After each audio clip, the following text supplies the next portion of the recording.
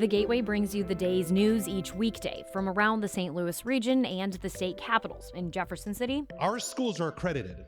We don't need this bill. And Springfield. How many more years must pass before lawmakers see time is of the essence? I'm Abby Larico. Join me each weekday for The Gateway on the STLPR app or wherever you get podcasts. Missouri is now the epicenter in the COVID-19 pandemic, primarily due to the spread of the Delta variant, and few places in the state have been as hard hit as Southwest Missouri.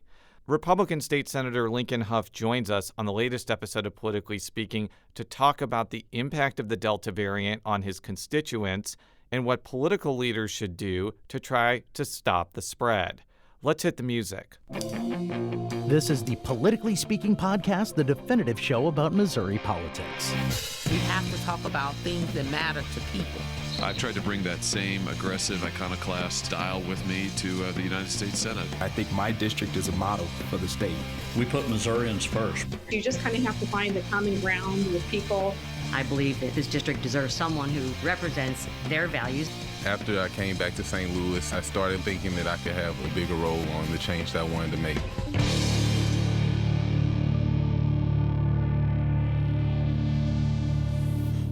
And welcome to Politically Speaking. I'm your host, St. Louis Public Radio political correspondent Jason Rosenbaum. Joining me as my guest host today, St. Louis Public Radio's health reporter, Sarah Fentem. Hi, friends. And joining us from Springfield, Missouri, he is the state senator for Missouri's 30th district. Lincoln Hough. Thanks for having me on, Jason. Sarah, nice to hear from you. Hi. Thank you for coming on today. We have a lot of important issues to talk about, and most importantly, the COVID-19 pandemic, which has been raging in Southwest Missouri.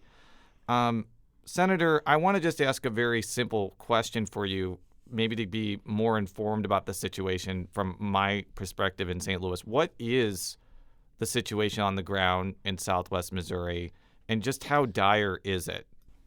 Well, so I've been in contact with both of our major hospitals down here. We've got Cox, and also the Mercy system has a large hospital here in Springfield. The situation is this, Jason. Our hospitals are either at capacity or very near capacity on any given day.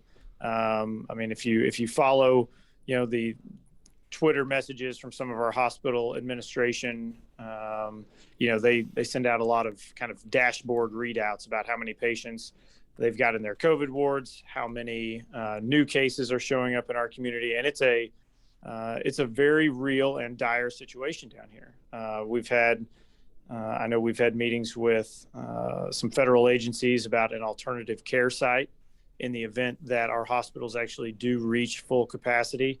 Some patients have actually been transferred to other hospitals throughout the state, because if you're in a long-term care facility, a lot of those facilities right now, Jason, have policies in place that they, even after a person maybe doesn't need the on-site medical treatment 24/7, they don't necessarily want them returning back to those long-term care facilities in the event that they could still be contagious and spread it to other residents in those facilities. So it's a real situation down here. I mean, I get updates from not just our health department folks, but also the hospitals every day. And the message that I've been trying to get out, and I know our mayor was actually on Face the Nation a couple of weeks ago. I know the mayor of Kansas City was on last week. I did Chris Hayes' show on MSNBC last week, and my message is simple, and I hope people hear it. If you haven't been vaccinated yet, go get vaccinated. If you're apprehensive about those shots or the side effects or something you've heard or something you've read, I would beg people to talk to a trusted healthcare provider. Talk to your family doctor. Talk to those healthcare professionals that you've known, or maybe your kids have, been at the pediatrician for years. Talk to them, call them, talk to those nurses in those offices, and get their opinions. Get your questions answered, and then make an informed decision. Mm-hmm. Yeah, absolutely. And we're hearing that messaging over and over every day. I'm a health reporter. I hear it every day. What can elected officials do to help people get vaccinated beyond just saying, get vaccinated, it's Sure. the right thing to do? Or is it even an elected official's responsibility, or is it more of an individual responsibility? Well, ultimately, I guess the decision lies completely on the individual and what they believe is necessary for themselves and their families and their friends and their loved ones and all that. I guess I see my role as an elected official as sometimes I have a little bit of a pulpit to speak from. Our Springfield news leader down here about 2 weeks ago on a Sunday paper ran a spread on the front page, and it was just pictures of, who they kind of deemed, community leaders. They had faith leaders on there. They had our new superintendent of our public schools. They had hospital folks. And the message was, please get vaccinated. We have one of the lower vaccination rates in our community right now, a little over 40%. Mm-hmm. And the point there is,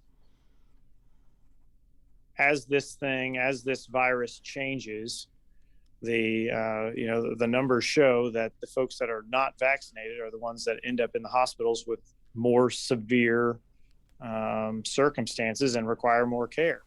Now, not saying that if you get a vaccine, you'll not get COVID anymore, but everyone that I've talked to that has received a vaccine and then tests positive later on has very mild symptoms. Mm-hmm. I talked to Steve Edwards at one of our hospitals down here at Cox a few weeks ago, and he told me that it's pretty simple when you look at the numbers and who's being admitted to his hospital. 90+% of those COVID patients have not received any vaccine, either the first or second shots. Mm-hmm. That's kind of hard to argue with. Yeah. What do you think about vaccine incentives? Last week, we saw Governor Parson announce the vaccine lottery, where 900 people are getting $10,000 each if they have been vaccinated, or they're entered into a raffle. They're all not getting it. But right. And I'm sure elected officials are somehow carved out of that, right? Yeah, I know. I looked up. There are a couple carves out, unfortunately. Right. But, right. What's your take on that? Do you think that could be an effective tool? Do you think it'll make a difference here in Missouri? Well, you've seen other states do this, whether it's just cash prizes or whether it's, tickets to, sporting events, things mm-hmm. like that. There's been a lot of those incentive programs. In fact, Missouri State down here has an incentive program. I believe it's either 1 or 2 semesters. You can be entered into a drawing to win free tuition to Missouri State for either a semester or I think maybe a full year. Right. So, that's not a small thing. That's not a small thing. Exactly. Now, I'll say this. I think it's sad that that's where we are, that we have to actually come up with some sort of a cash prize to try to talk people into doing the right thing. I think it's interesting that that's where we are now as a society.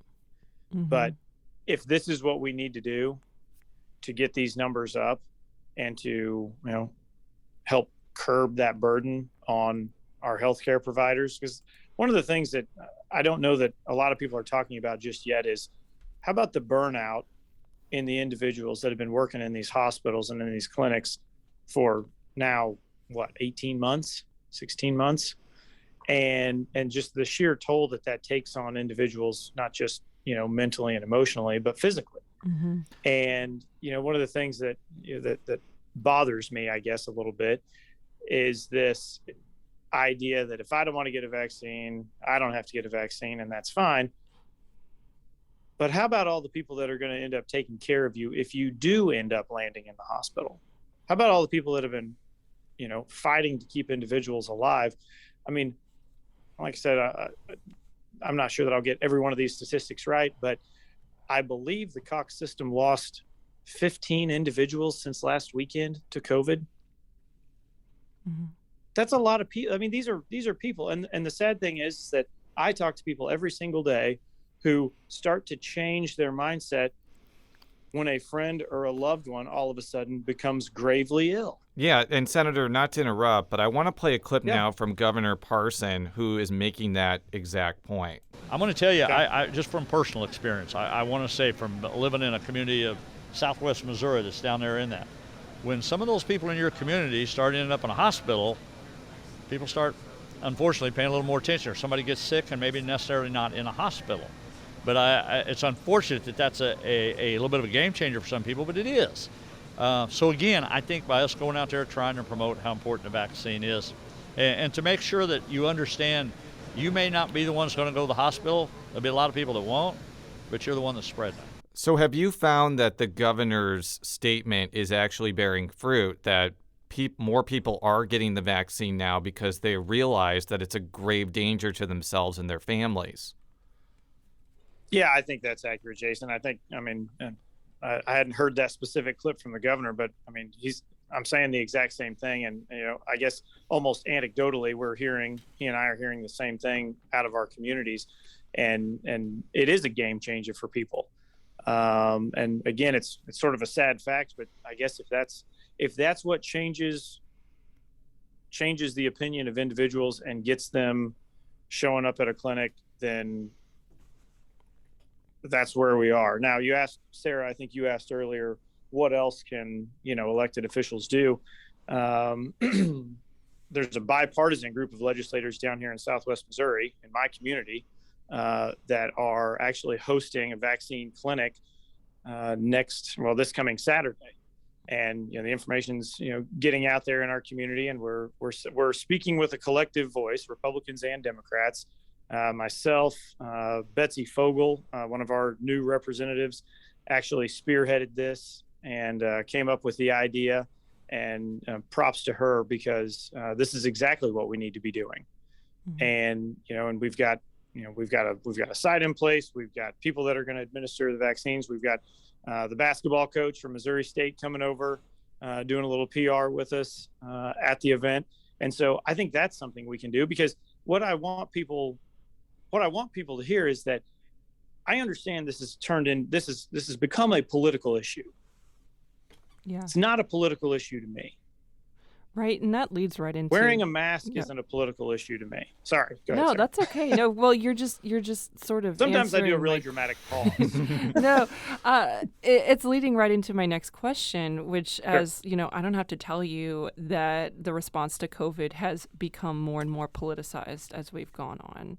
And so what responsibilities does the GOP in particular have to not cater to people who are spouting misinformation and, other nonsense about how safe the vaccine is or how unsafe it is? Mm-hmm. So my opinion is that I don't think it necessarily lies with, just one party or just one media outlet or just one social media platform or anything like that. I think, ultimately people need to make this decision. The thing that I just keep saying, and I want people to hear, is that if you're apprehensive about it, don't just look at social media. Don't just look, at Facebook and at Twitter and things like that, where anyone can say and post anything with no background, no basis, no research. You can just say it. It's your platform. And then sadly, some people say, well, I read this and turns out you're going to grow 3 heads if you get a vaccine.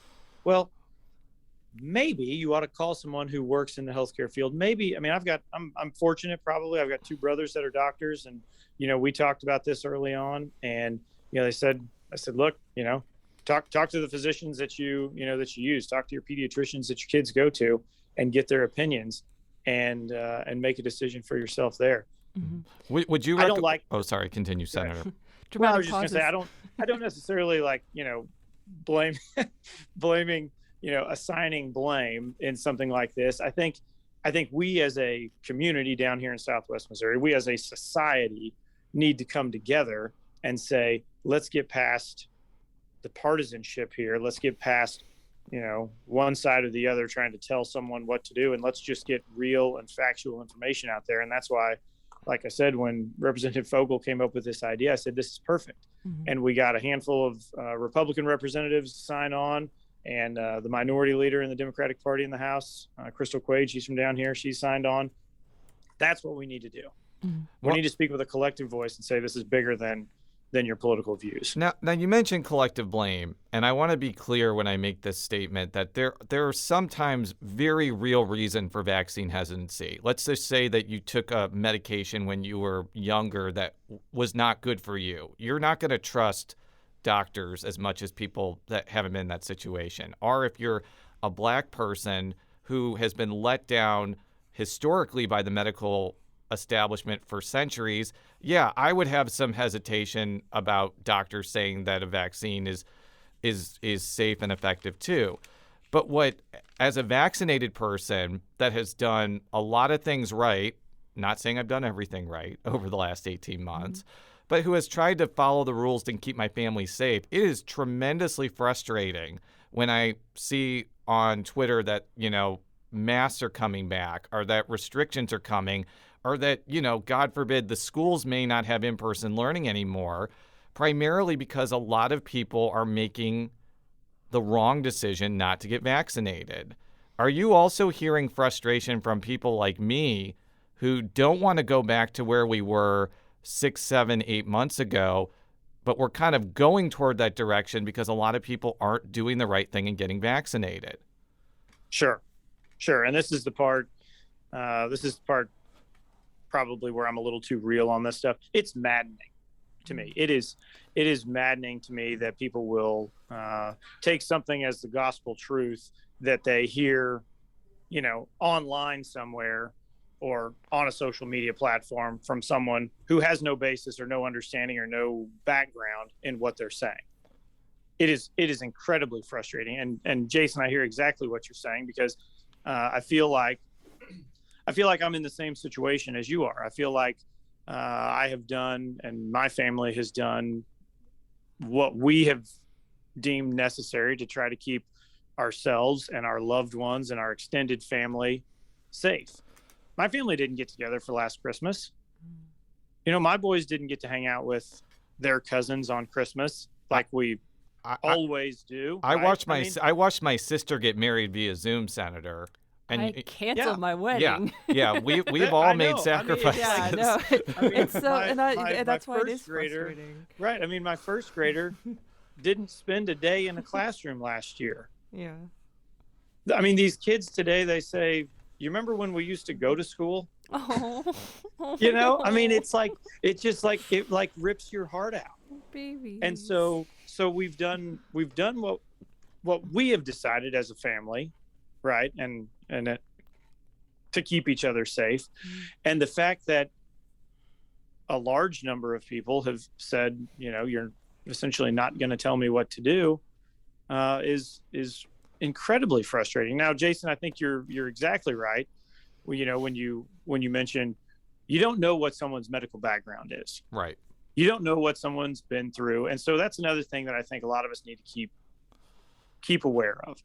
You don't know if, someone had a bad experience at a hospital, or had a bad reaction to a drug one time, and now they're, a little bit more apprehensive than someone who has a fairly clean medical history, something like that. So it's important to try to remember other people's perspective, but at the same time, just defiance is kind of the word that comes to mind. The utter defiance of the idea that this is going to be good for our overall community is wildly frustrating to me.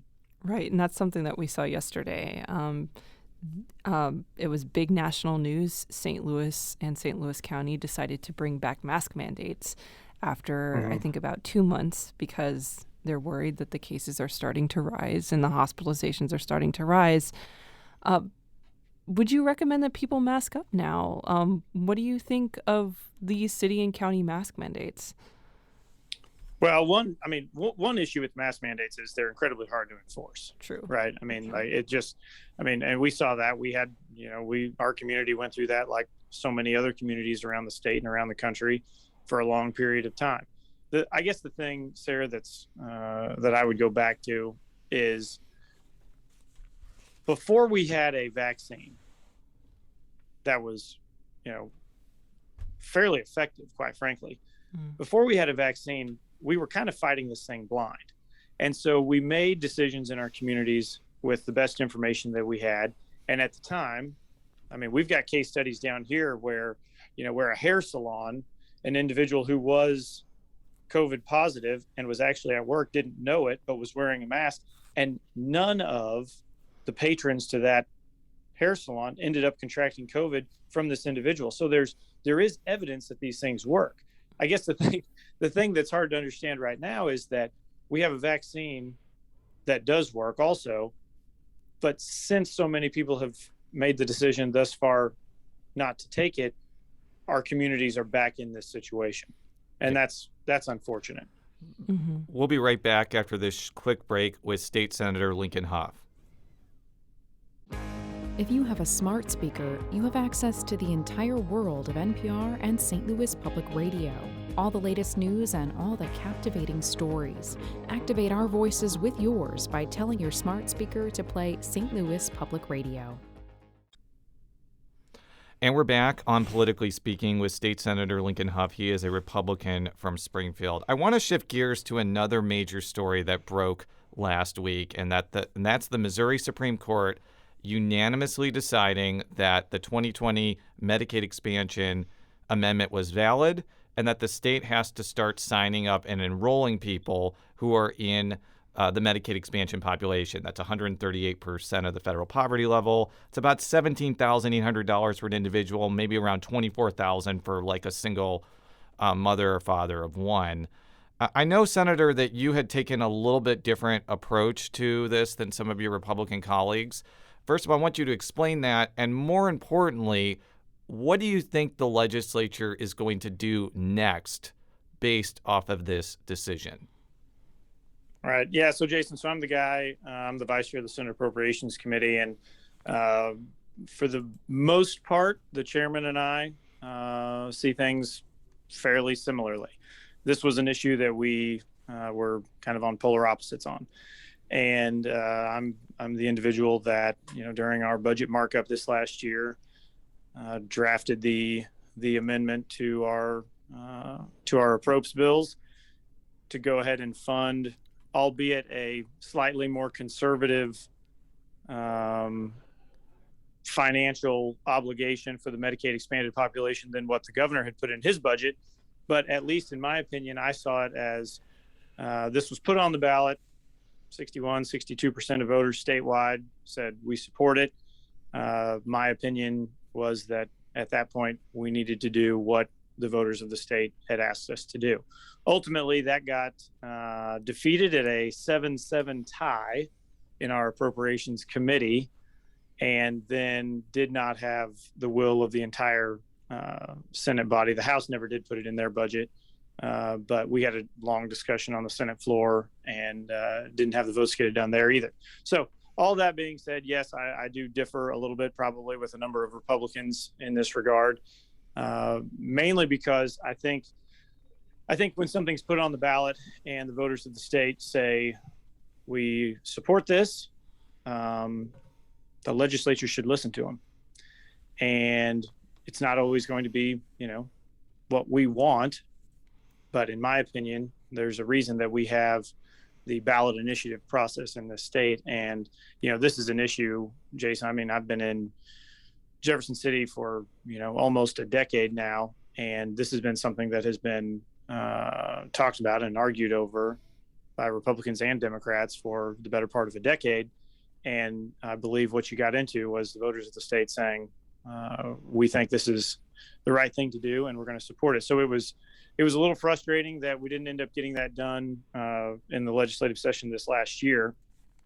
But given a unanimous now Supreme Court decision, citing that this is constitutional and these individuals will now be enrolled, the next question is when and how much does it cost us, right?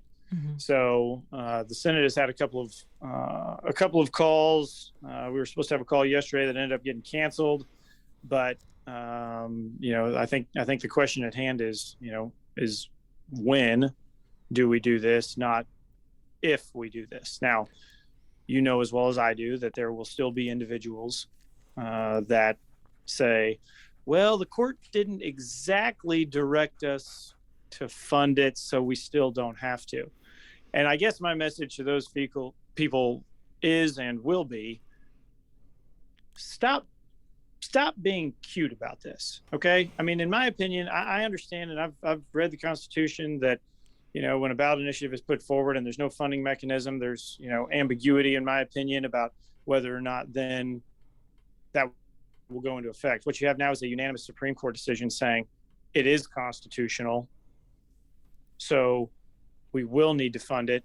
And I think the best thing that we can do is start enrolling these individuals and then see where those numbers end up. I mean, that's the trick about this is, how many people are going to enroll in this expanded population, Jason? How many, are you, the rough numbers I always use are somewhere between 200 and 250,000 people, but we don't know just yet, right?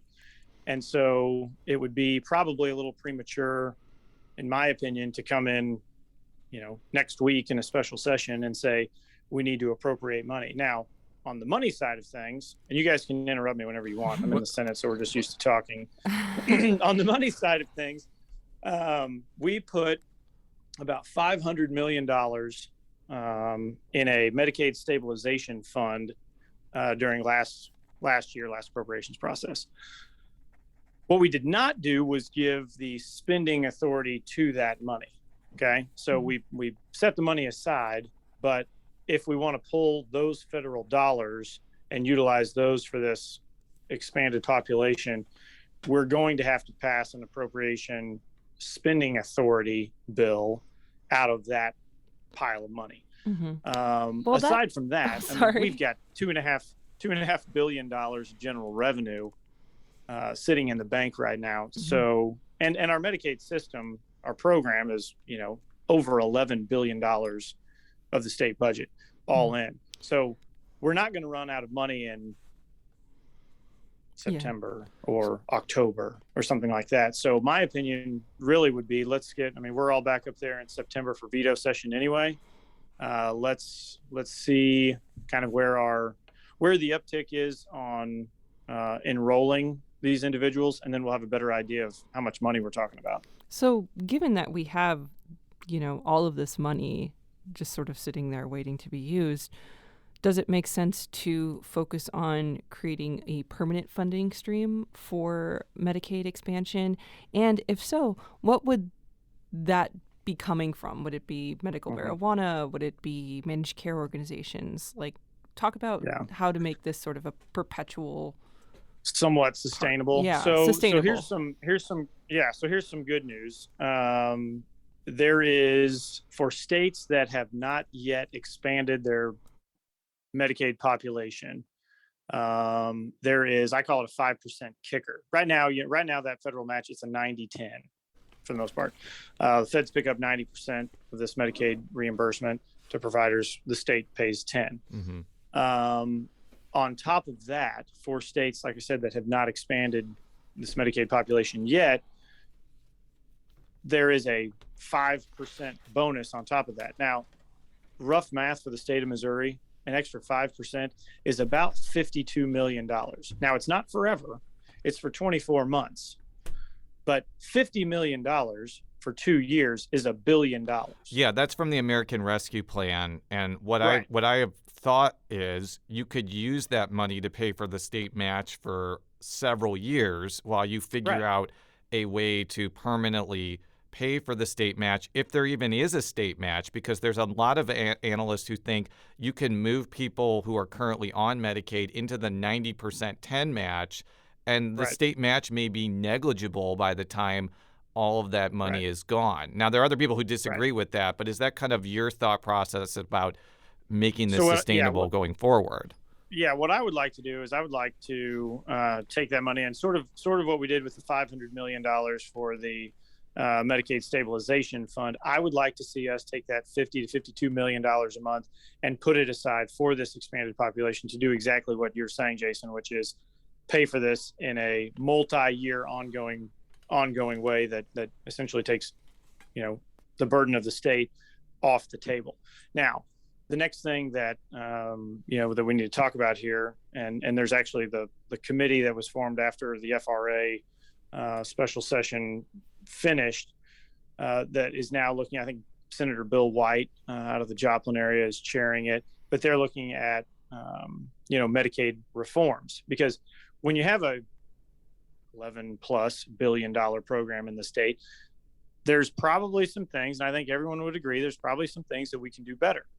And so Senator White's leading up a committee that's looking into that. So I think that's also part of the conversation. Instead of just where is all of the money going to come from, are there reforms? And I mean, I know we all know Director Todd Richardson, and I think there's no better guy to have at the helm to help work through some of those reform measures than Todd, just because he's got a good background in a lot of different policy areas.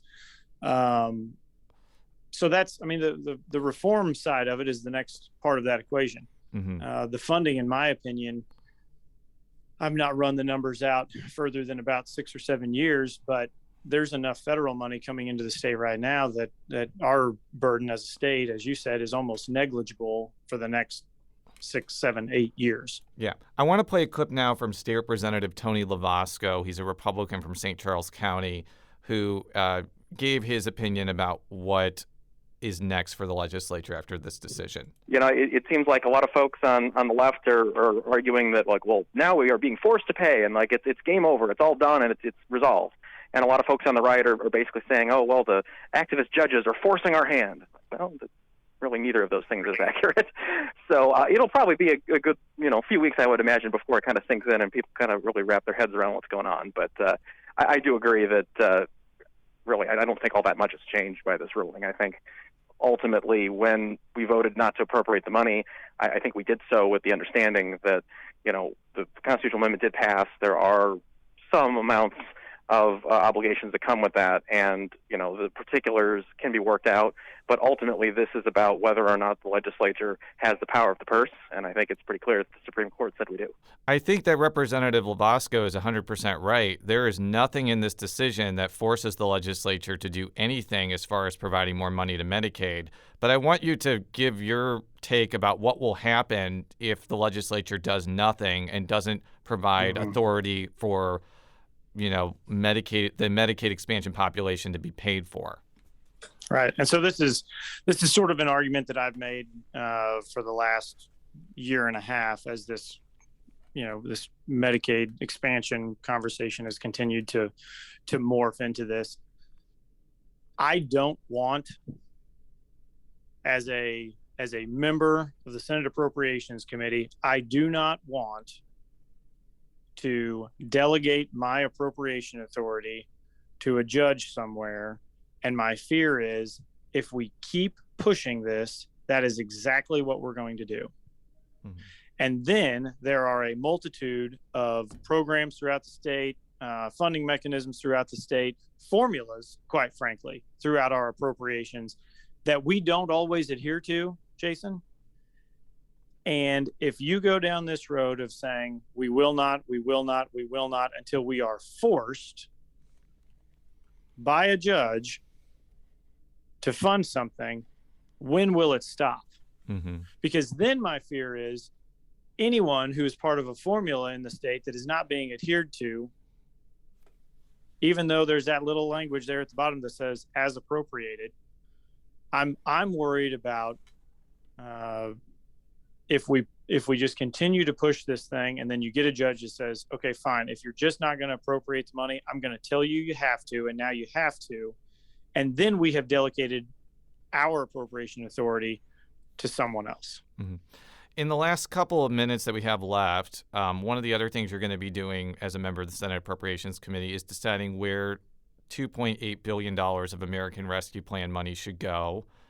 What have been the discussions about where your colleagues want to spend that money? I could imagine some of it may go to, roads and bridges. Some of it might go toward rural broadband, sewer repair, fixing lead pipes. I've also heard about overhauling the state's IT system. Are those kind of the things that you're hearing about where that money is going to go when it's eventually appropriated? Yeah, I think yes, and I think the conventional wisdom on that,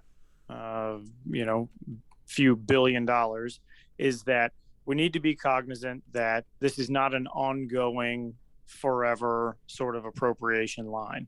When Sarah asked earlier about making this expanded Medicaid population a little more sustainable, ongoing, I think it's important to remember that in this instance, I see these as one-time dollars, and I'm always very cautious when you get one-time dollars and someone comes in and says, I've got this ongoing thing that I need to hire 50 people for, and it's going to be great.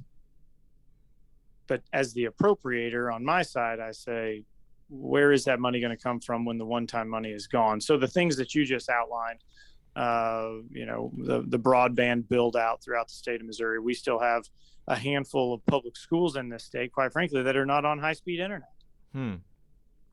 And if the last year has shown us anything, it's that our educational facilities are going to have to be pretty nimble in the future. Hope that we never have to go through something like this again. But if we do, I don't want a student in a rural district having to drive to their, city library and sit in the parking lot to do their lessons because, either their school or their community doesn't have high-speed internet. So I think that's a great avenue to build out on kind of a one-time basis. The other thing you mentioned is the state IT system. It's always interesting to me, Jason, that we can throw tens of millions of dollars into the state IT system almost every year, and it's always still broken, right? Well, the deal is it's so big. It's just, and we all know, everyone out here in the world knows that as soon as you get a new laptop, 2 months down the road, there's a newer laptop that's faster and better and all the stuff, right? So the state has, for decades, in my opinion, not invested the necessary capital in building out those IT systems. And before people think, well, that's just like a huge waste of money, remember that those are the systems that when you go down to your Department of Motor Vehicle office and you're frustrated because they're, hand keying in something that takes 5 minutes and they ought to be able to, scan something and it be done in 3 seconds. It's because that IT system behind the person that you're standing there talking to is, was built in the 80s. So there are a lot of investments like that that we can make on a kind of a one-time basis to improve the customer service output that this state has. We'll be following those issues very closely, and we will also be following the COVID situation in Missouri extremely closely. Politically Speaking is a product of St. Louis Public Radio, which is part of the University of Missouri St. Louis. You can find all of our stories at stlpr.org. You can follow me on Twitter at @JRosenbaum. You can follow Sarah on Twitter at @petite_smudge. How can people follow you on Twitter or any other parts of the World Wide Web, Senator? Yeah, Jason, Sarah, thanks for having me on. Appreciate the discussion. Appreciate what you guys are doing in getting information out there. You can always follow me on Twitter at Lincoln P. Hough at Twitter. Thank you very much. And until next time, so long.